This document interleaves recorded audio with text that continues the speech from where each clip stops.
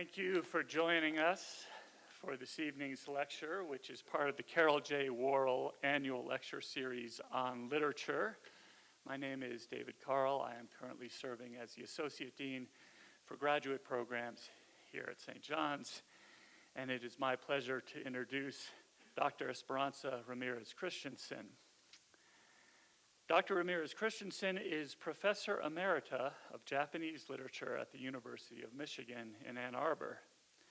She is a specialist in Japanese literature.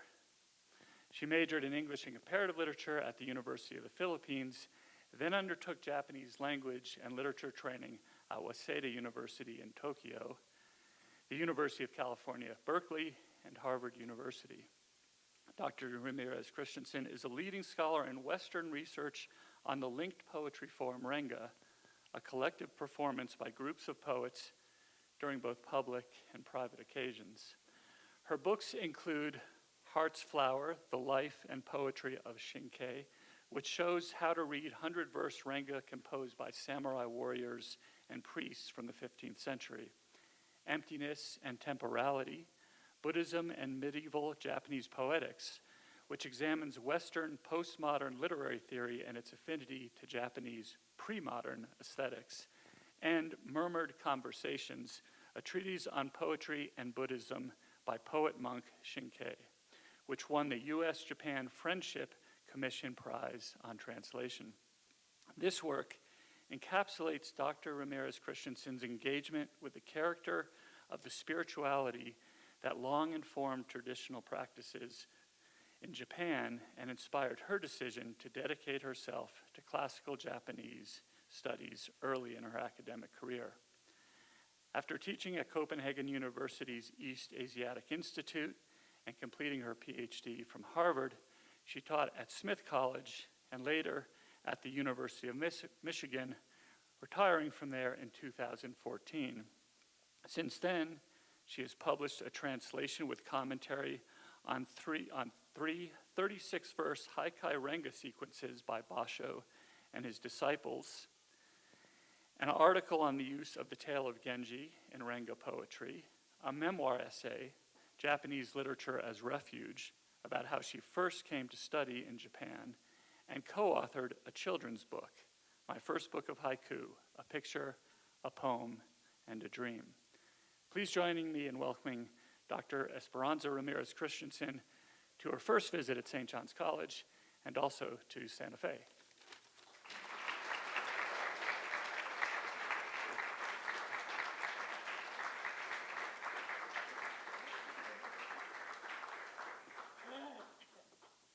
Thank you so much for coming to hear my lecture. You have a very lovely city here.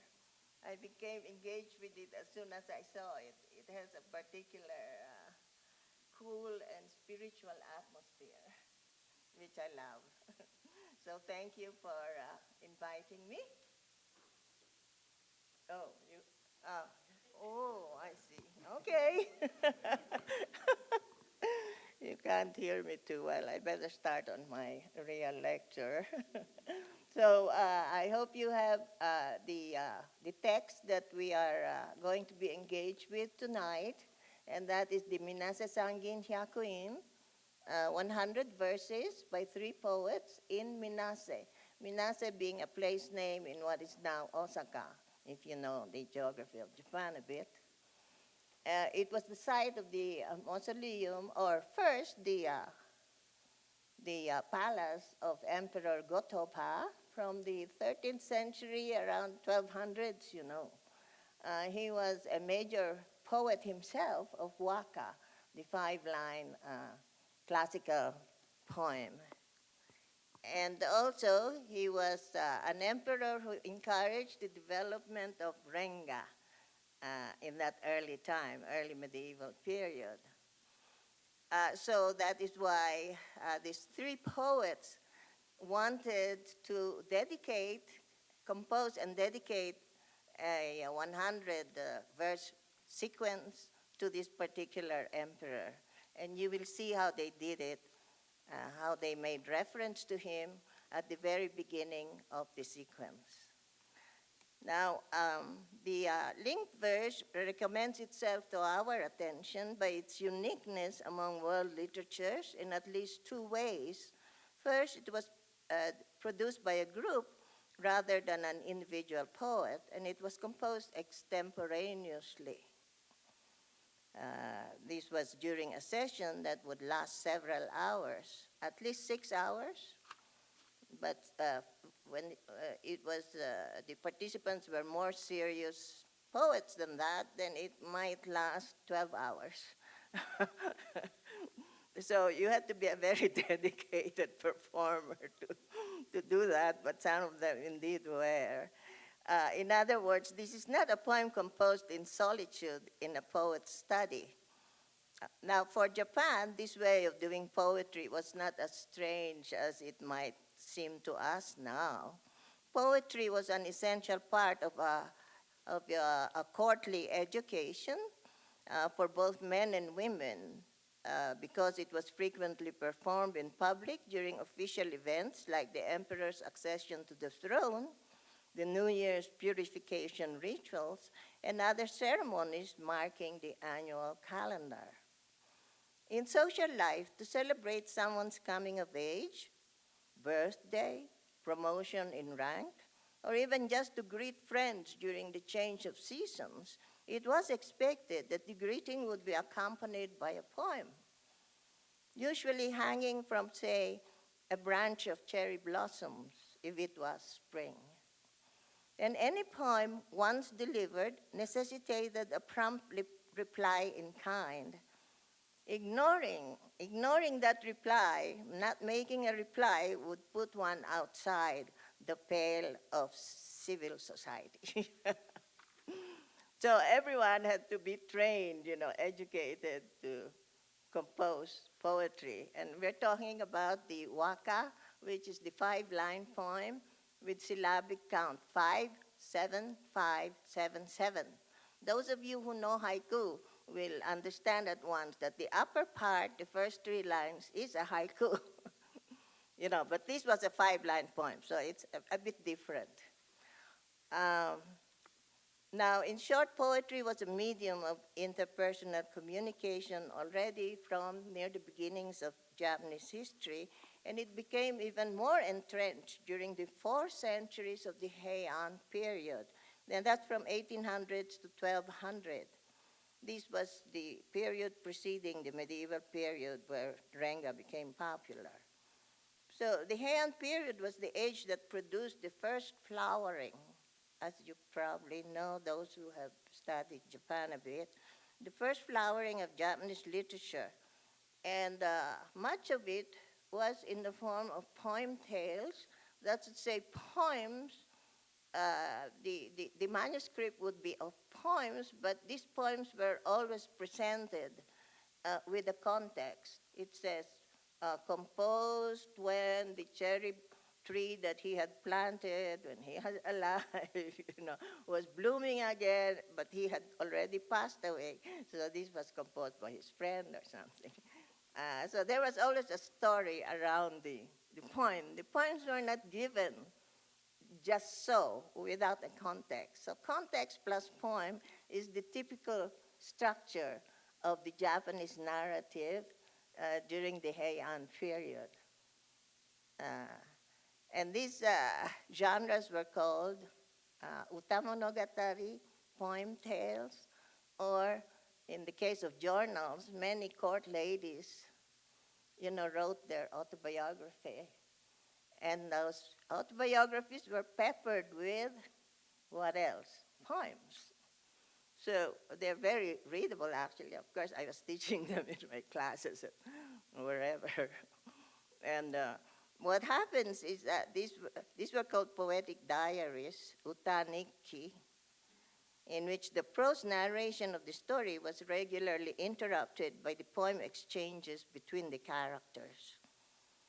In that case, you see, well, never mind. My lecture will become too long. I tend to ad-lib after a while, I'm going to stick to my script.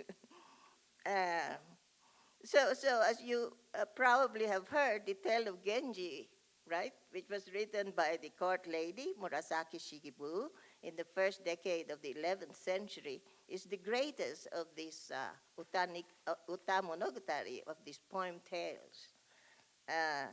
And it is unsurpassed as the masterpiece of Japanese literature. Even now, it is virtually Japan's cultural icon.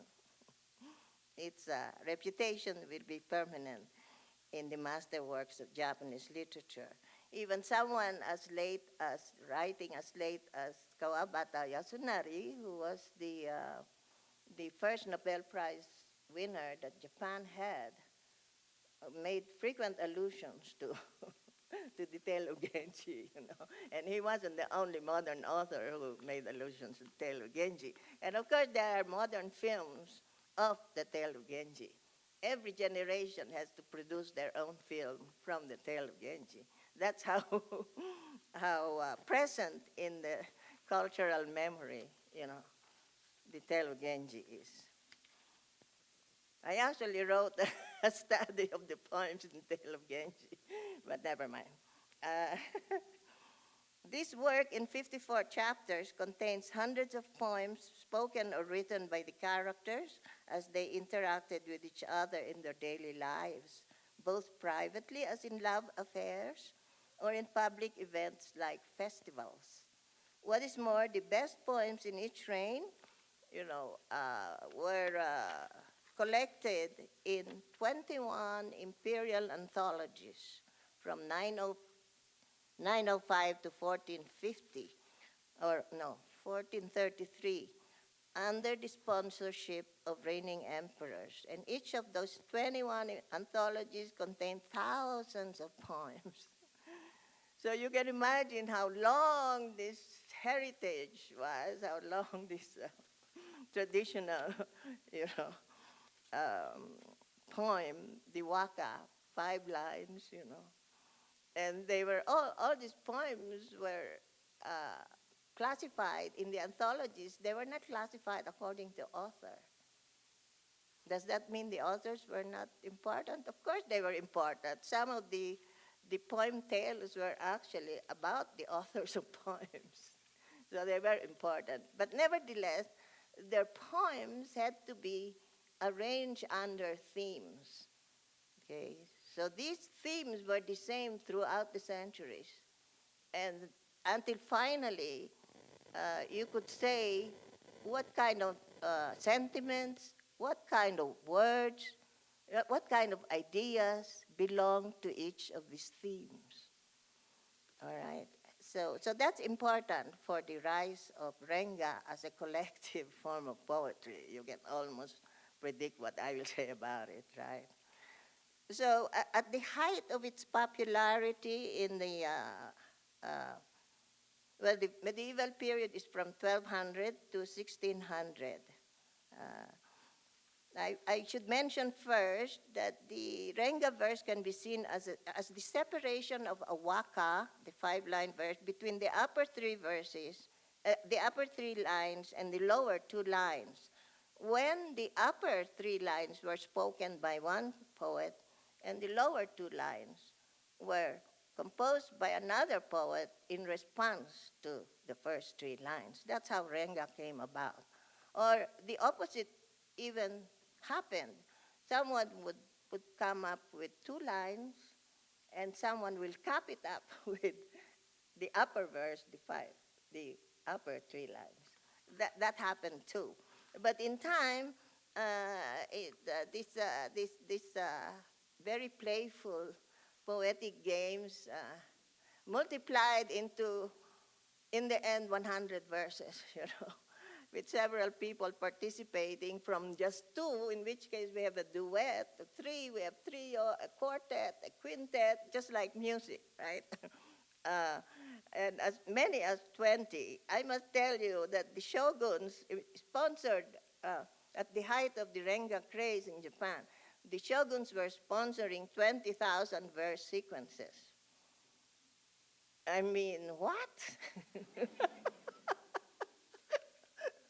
It is just unimaginable. But then we have to understand this social context in which this happened.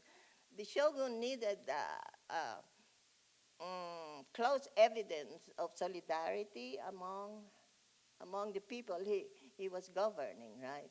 So these sequences, these authors who had to participate in these Renga sequences were, of course, the old nobility and the samurai class, the generals and his men had to be there. The leaders of the temples in Kyoto, had to participate.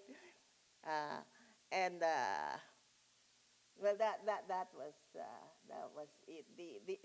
The merchants were not included yet. The merchants stepped in the Edo period, and that's from 1600 to 1868. That's called the Edo period, when the Japanese economy became almost modern. That's why the Edo period is called the near modern period in Japan. That's when the Mitsukoshi, Mitsui, some of these corporations that are still there now, they originated during the Edo period.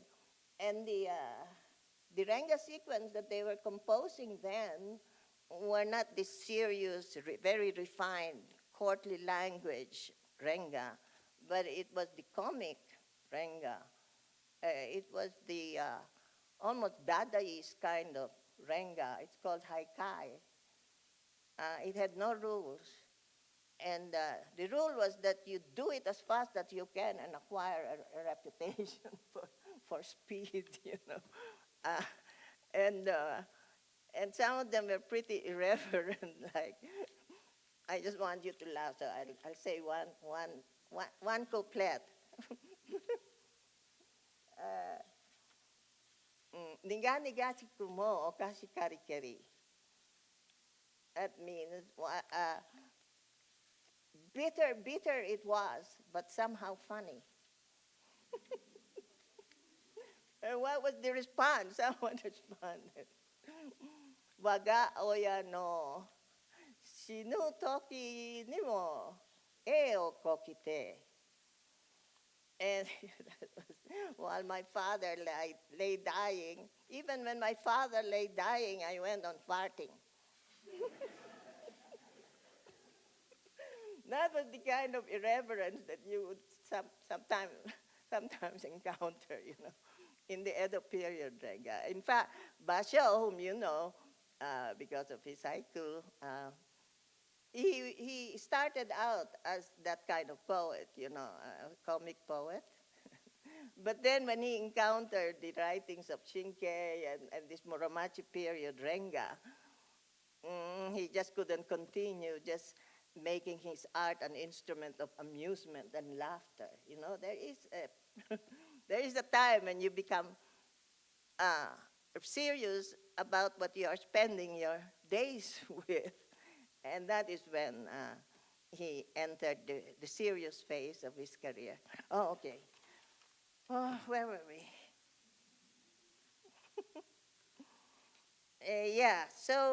So at the height of its popularity in the 15th, 16th century, Renga was being composed by shoguns and samurai warriors, the old aristocracy, Buddhist monks, commoners, and the upper ranks of the peasantry.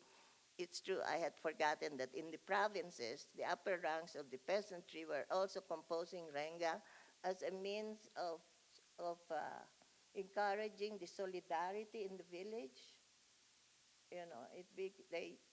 They would do it in the shrine, in the patron deity of the village. They would gather there, and while having tea, they would compose Renga to encourage solidarity and friendship among the members of the village.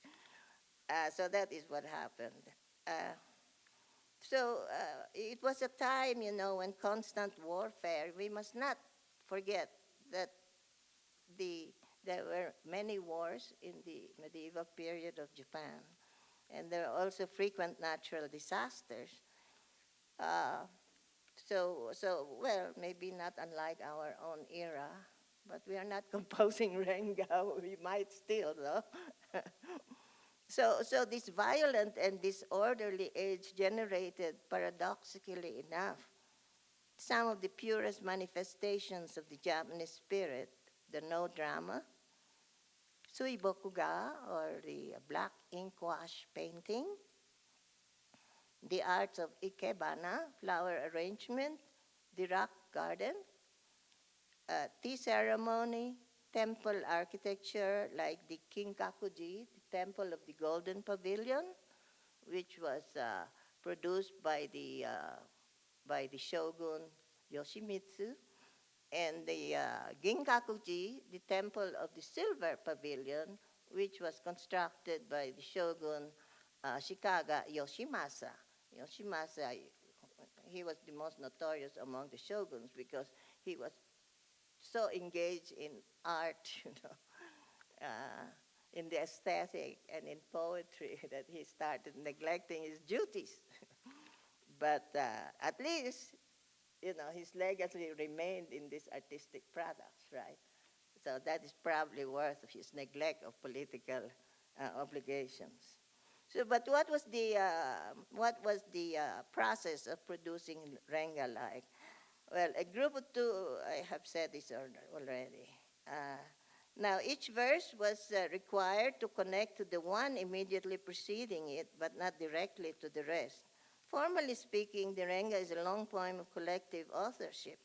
Unlike the long poems that we know from the Western tradition, however, say the classic epic narratives or the dramatic lyrics of a Byron or Shelley, not to speak of Dante's Divine Comedy, Renga does not recount a story.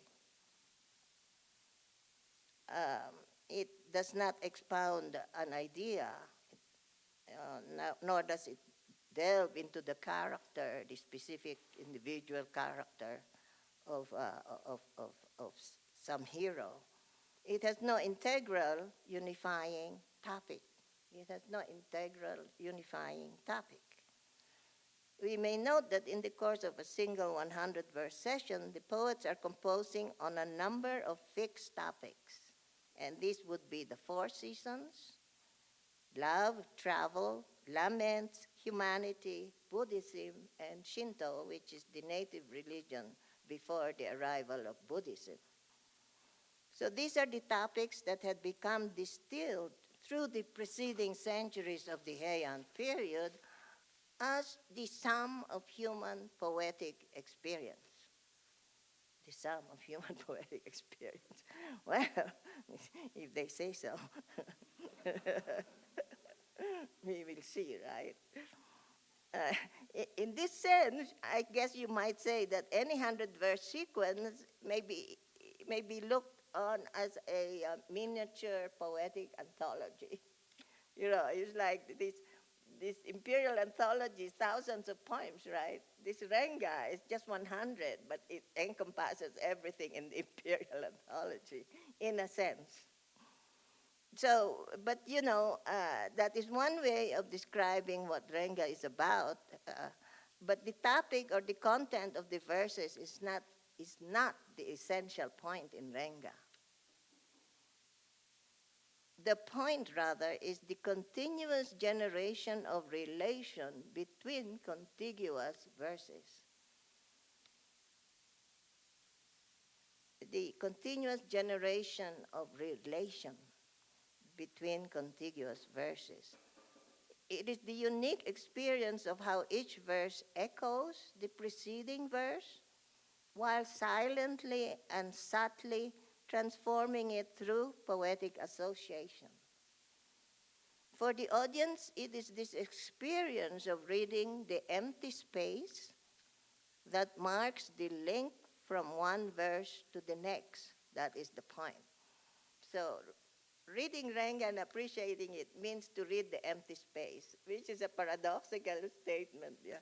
But we will see what I mean as we continue. Now, for the regent, Nijo Yoshimoto, also one of the early major figures in Renga's development, Renga's essence lies in just this experience, what he called Tosa no Ikkyo, the spirit of the session.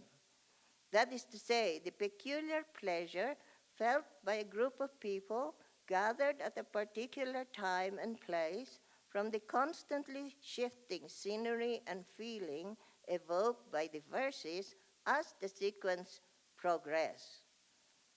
So this experience is perhaps somewhat like listening to a concert or an impromptu jazz performance. That's to say, like a happening, impromptu jazz performance is a happening, isn't it? It's something like that. Because the Renga poets are also trained. It's not like they just pick up their saxophone and come to the stage and start playing. They've been training in Renga for years. So they can do it, perform together, just like musicians would do, right? So it makes sense now. But this regent, Nijo Yoshimoto, he further described Renga as no less than the contemplation of fugitive time and unstoppable change. Well, if you could say that about Renga, surely you could say it about music too. But somehow they never foregrounded that concept in jazz, right, or in music. So obviously this is an influence of the contemporary spiritual life of the Japanese in the medieval period, that they saw things in the Buddhist way. At least Nijo Yoshimoto saw it this way. And he said, and I'm quoting him, in Renga, the thought of a moment before does not remain in the moment that comes after. Well, sure. In it, the realms of glory and ruin, of happiness and grief, lie side by side, the one shifting into the other in a manner no different from the condition of the floating world. Today flits by as we reflect on yesterday. Autumn comes in thoughts of spring. Leaves color as the flowers fade. Is this not truly to contemplate the truth of the scattering flowers and falling leaves? End quote. So scattering flowers and falling leaves is, of course, a metaphor for impermanence, for temporality. In Yoshimoto's view, then, a Renga sequence is no less than a literary demonstration of a universal and Buddhist principle. Indeed, Buddhism's most essential teaching that has influenced all of the cultures of Asia, right? At least where Buddhism flourished at one time or another. It's at the basis of what you might want to call the sense of compassion and civility in those cultures. I firmly believe that it's this principle of impermanence. So, I think it's high time we started reading the Renga. So I ask you to, I will talk about the poets a bit. But you can bring out your translations, and you will notice that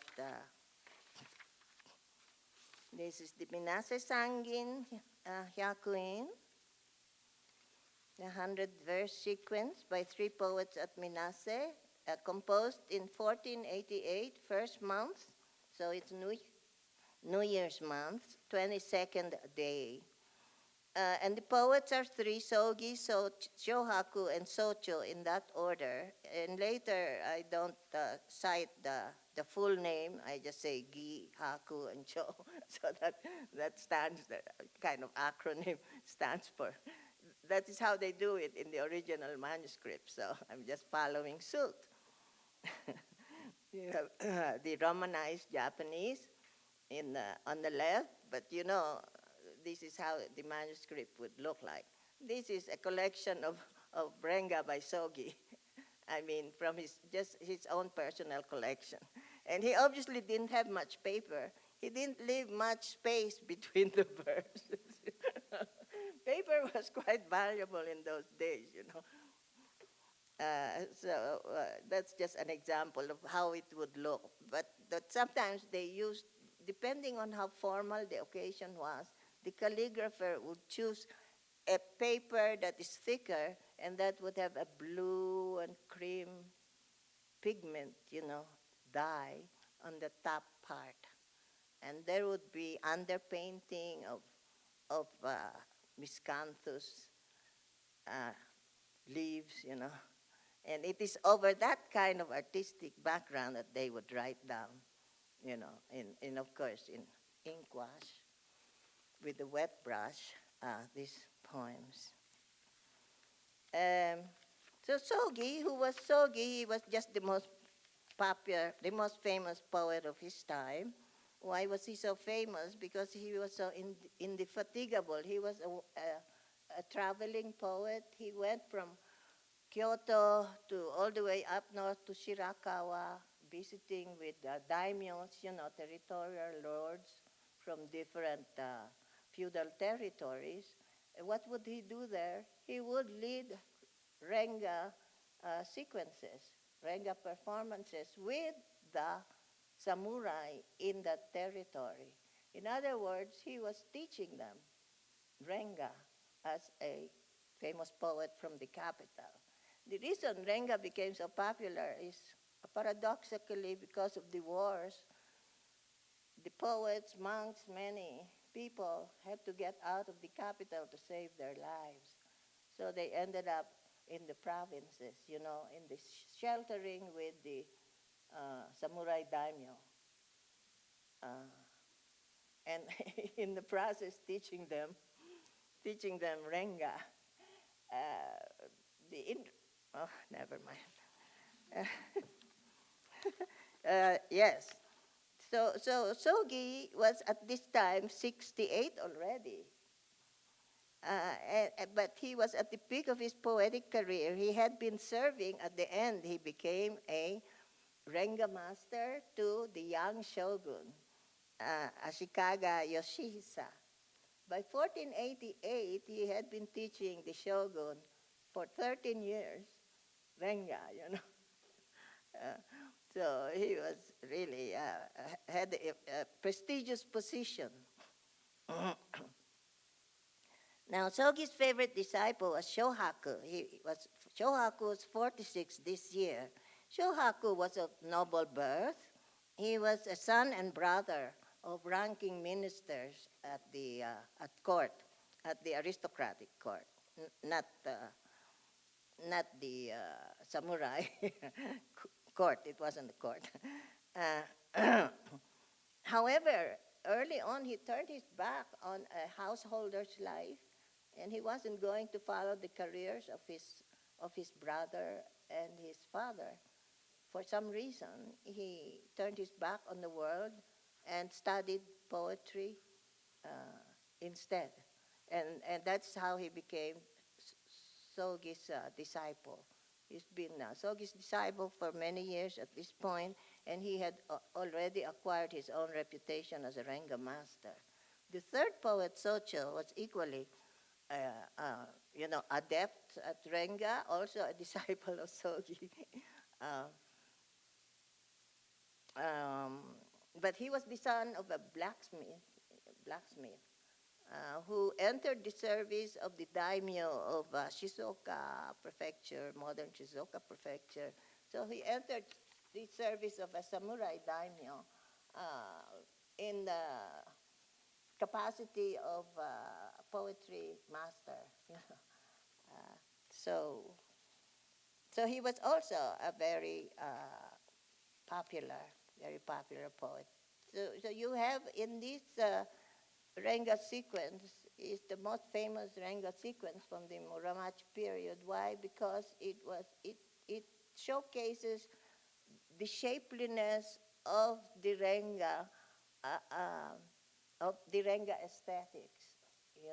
The fact that in Renga you are not just responding one to each other, but shaping the movement of the sequence as it moves on, as it progresses. Does that make sense? It's like sculpture, right? You're shaping the body or whatever, something like that. And how do you do that? Well, of course, there are methods. The Japanese always find some methods to produce particularly refined objects, even gardens, right? And that is what they did with Renga. But let's move on. Let's read the verses now. The first 8 verses comprise the prelude.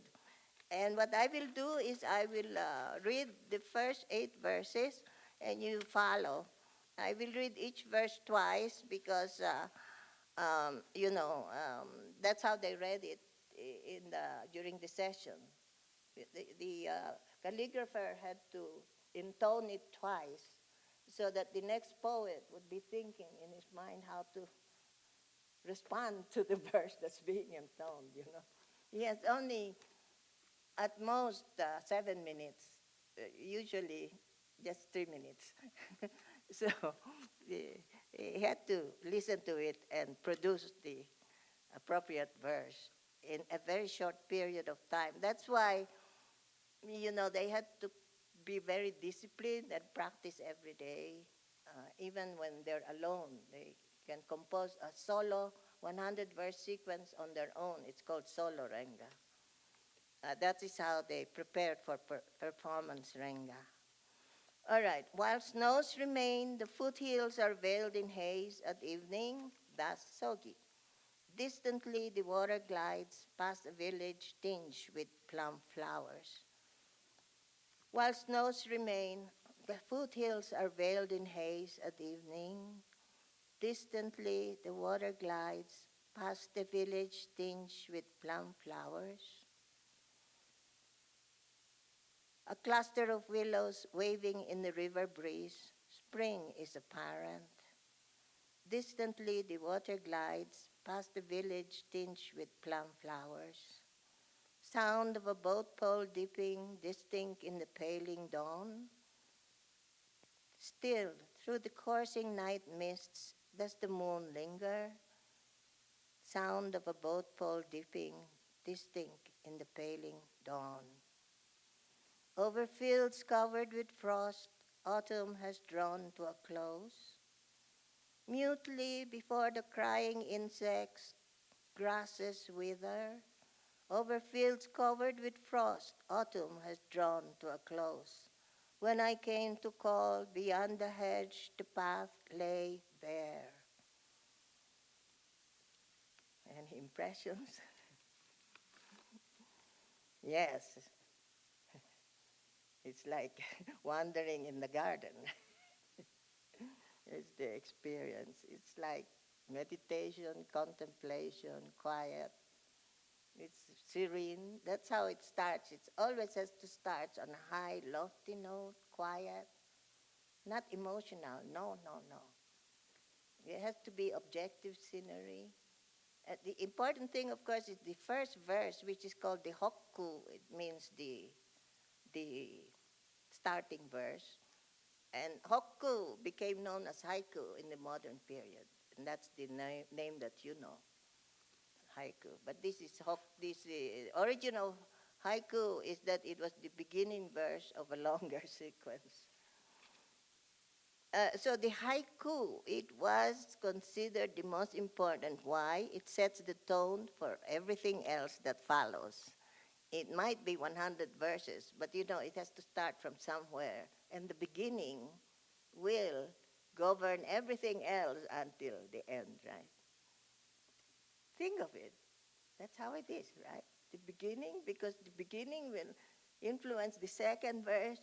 The second influences the third, so it's like an automatic kind of motion towards the end, which was governed by the first cause. I shouldn't speak about first cause because Buddhism doesn't believe in that. Right? No telos, and no archi. Oh, you know that. You've been reading, you're reading Derrida? Yeah, this is fun. This is fun. I wrote a whole book on Derrida and Renga.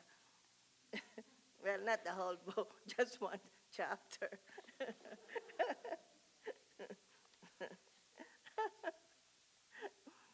Yeah, so where were we? So you will note that although each verse is syntactically an independent unit, there is nevertheless an impression of continuity, a silent but palpable sense of transition from one verse to the next. These silent connections are achieved in various ways. One is the thematic continuity from verse 1 to 3, which are all on spring, and from verse 5 to 7, which are all on autumn. Within the 8 verses, there's a clear seasonal progression from spring to autumn, a shift in temporal perspective from the evening of verse 2 to dawn in verse 4, and a spatial progression from far to near, from sky to the ground. Let us examine the verses in more detail in order to catch the buried connections, both aesthetic and contemplative. Do I still have you? The first stanza, called the hokku, later called haiku, as I said, is I dared that already. so, so I should add that the hokku is also required to allude to the actual time and place of composition, right? And definitely it has to allude to the actual season. So how does this first verse allude to the actual season? It's the first month of the lunar year, which, as you know, is later than the solar year. So it's there while snows remained. The foothills are veiled in haze at evening. So there's remaining snow on the peak of the mountain, but there's already haze lower down, and that is early spring. So it's the first month. But there is something more going on here. And if you look at the other handout on page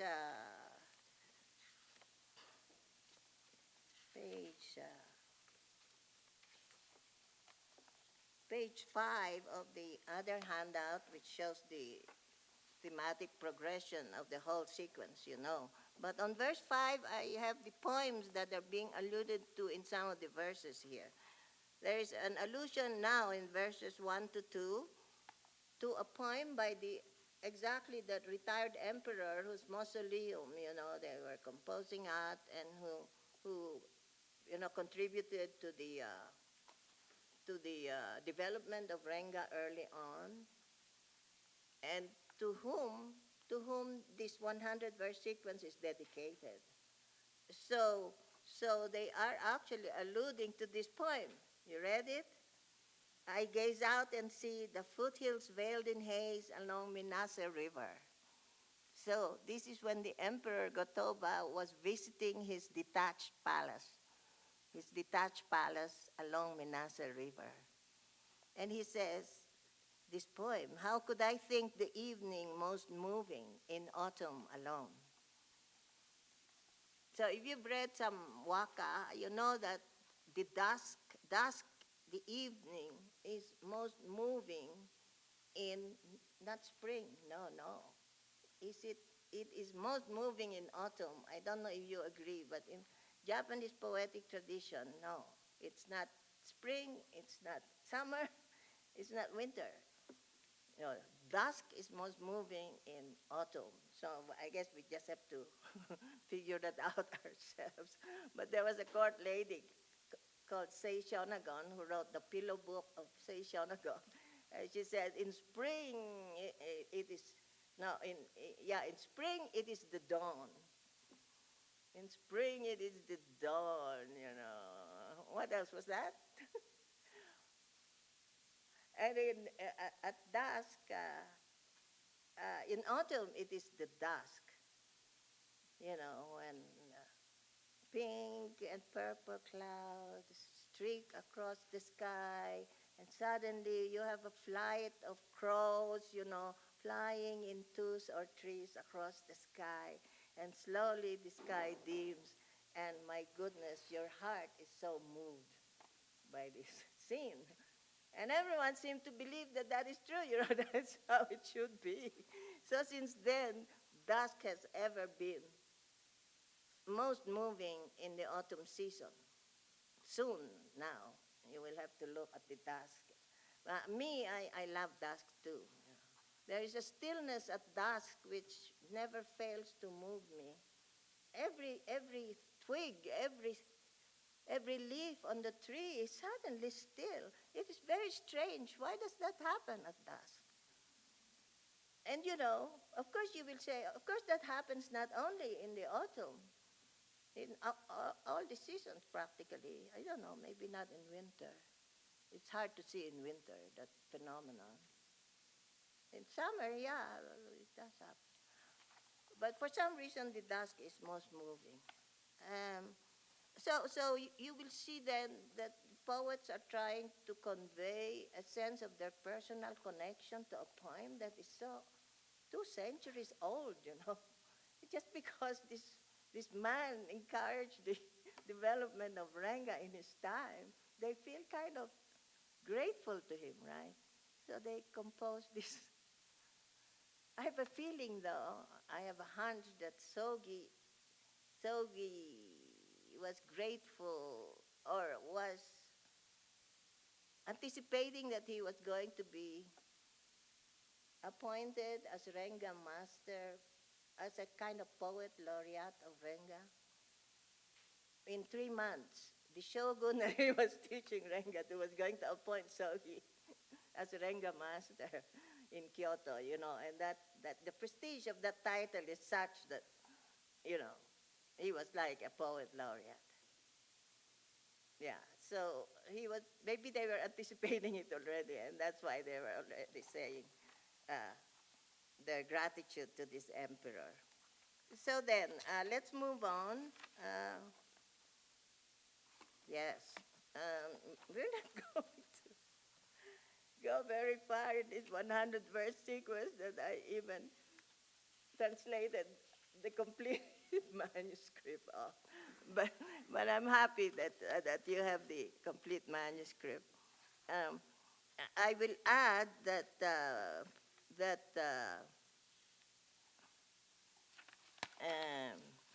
the second verse continues the spring theme through the image of plum blossoms. Plum blossoms is always a spring image in the poetic tradition. It also reserves the harsh, quiet mode of the Hokku. We are to understand that this village is nestled in the distant foothills of verse 1. Similarly, the flowing water should recall by association the melting snows in the mountain of verse 1 and the Minase River in the emperor's poem. The third stanza initiates a movement towards particularization. The visual perspective, distant in the 2 preceding stanzas, is nearer. We have drawn close enough to enjoy a vivid view of tender willow branches swaying in the breeze along the river. River here obviously naming the flowing water of verse 2. Verse 4 takes the movement of particularization even further, as the sound of a boat being poled along the river is isolated from the rest of the scenery. The appeal of the verse by itself is purely aural rather than visual. The sound accentuates the stillness as the night imperceptibly begins to grow pale. Because this verse has no seasonal theme, it paves the way for a seamless transition into autumn in verse 5, introduced by the image of the moon, which is always associated in traditional Japanese poetry with autumn, along with the mists. Wondering if the moon is still in the sky, the speaker suddenly hears the sound of the boat in verse 4 through the thick mists. And in turn, verse 6 achieves a counterpoint to verse 5 as it carries us from the misty sky to the frost-covered ground. Yes? Good. At some point in the progression of the sequence, the tone has imperceptibly shifted from the measured loftiness of the beginning to one that is somewhat more quick, more alive. Verse 7 manifests this change. It links up to verse 6 through the image of withered grass, which we imagine to be beneath the frost in the fields of 6. The reference to crying insects The first overt mention of life in the sequence prepares the way for the introduction of the human world in verse 8, which is the end of the prelude. The grasses have withered in the garden, and the bare ground is exposed to the sight of the person who has come to visit. The last two verses in the prelude in turn comprise a transition by which the poem moves or flows quite naturally into the livelier development section that follows from verse 9. Now, let us read this verse from 9 to 14, and I will only read it once because we're running out of time. We ran out of time after the prelude. After all, they took 6 hours to compose the poem, and some even 12 hours, So I feel justified in taking time for us to read it. So, 9, deep in the mountains, the village buffeted by stormy winds all the long day. In this unfamiliar dwelling, the loneliness is hard to bear. Every man is ultimately alone. Stop brooding. Indeed, yes, stop brooding. Did you not know before that all things fade? So, where have you been? He said. The pathos of a dewdrop pendant upon the frail flower. Wow. Fancy that. And then Shohaku, the sun's remaining light, shimmering through haze. And Socho, for the dark gathers, crying, do the birds seek out their nests. Okay. Now, this verse 9, of course, the mountain village becomes the geographical setting of the hedge in 8. As the passage develops, we note that in stark contrast to the calm and objective descriptions of scenery in the prelude section, this run represents a dialogue which is perilously close to getting bogged down in 4 prosaic generalizations by verse 12, right? All about fading. Fortunately, Sogi averts this danger by a verse 13 that compresses the meaning of the previous statements into a tiny concrete image, which is simultaneously the ultimate symbol of evanescence. We have come full circle. We're in evanescence. Well, no, this is the first time evanescence is foregrounded, right? In an objective image, a single dewdrop hanging upon the equally ephemeral flower. Note that whereas the fading in 12 refers to the deterioration of human relationships in connection with 11, right? Every man is ultimately alone. Stop brooding. So when did you not know before that all things fade? Socio means the fading of human relationships that, your boyfriend might, or your girlfriend might say, this is it. Or, of course, there are more serious endings of relationship, like the loss of somebody, right? Death is also the ending, well, of a relationship on one level. So that is what did you not know before that all things fade? That's what socio means in relation to 11. But how does Sogi, the pathos of a dewdrop pendant upon the frail flower, it's still fading. This is a concrete image of fading, but it has gone beyond the human relationships. He is saying that this is the same in nature. Our relationships mirror what is happening in nature. Except, of course, we all know that nature keeps on and on. Some of these trees are more ancient than we are, than we will ever be.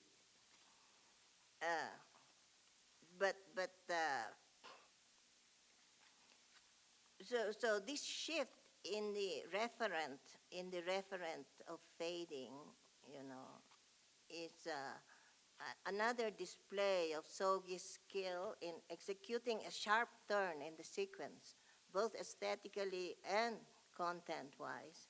In turn, Shohaku, sensitive to the unspoken directive in Sogi's verse, maintains the thread of objective spring scenery in 14, even while evoking a similar pathos in the dying sunlight.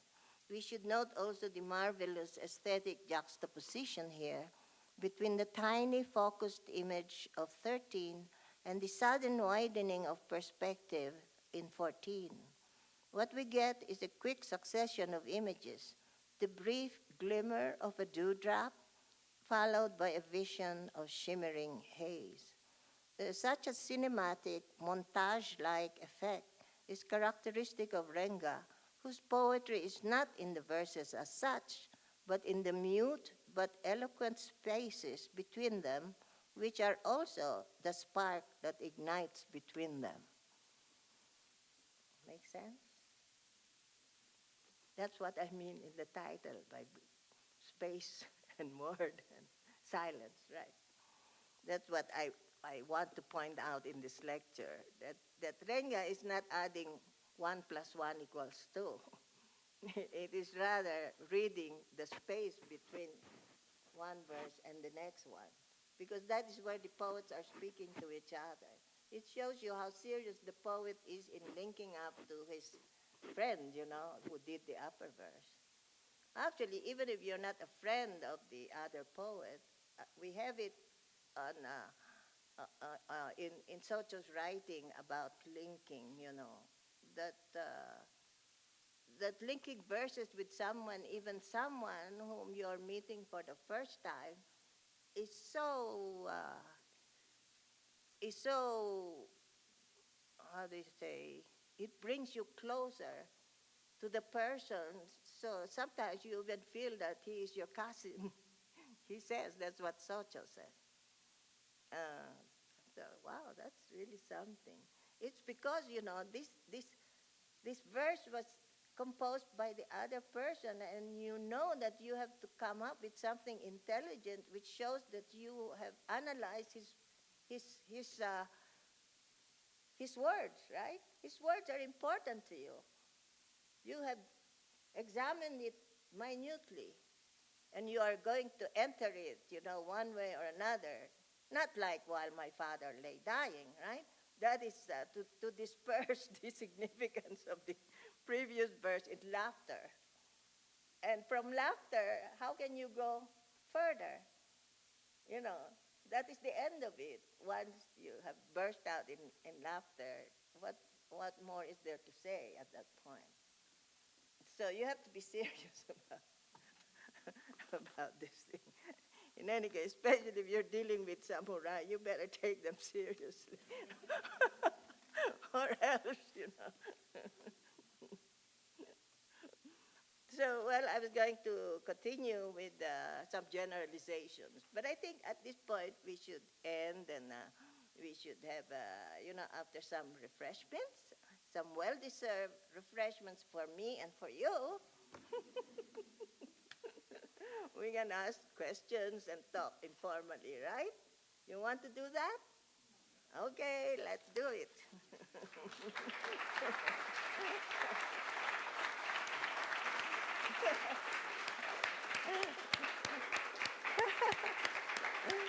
Thank you so much. I have such a receptive audience. You make me so happy that I came to Santa Fe.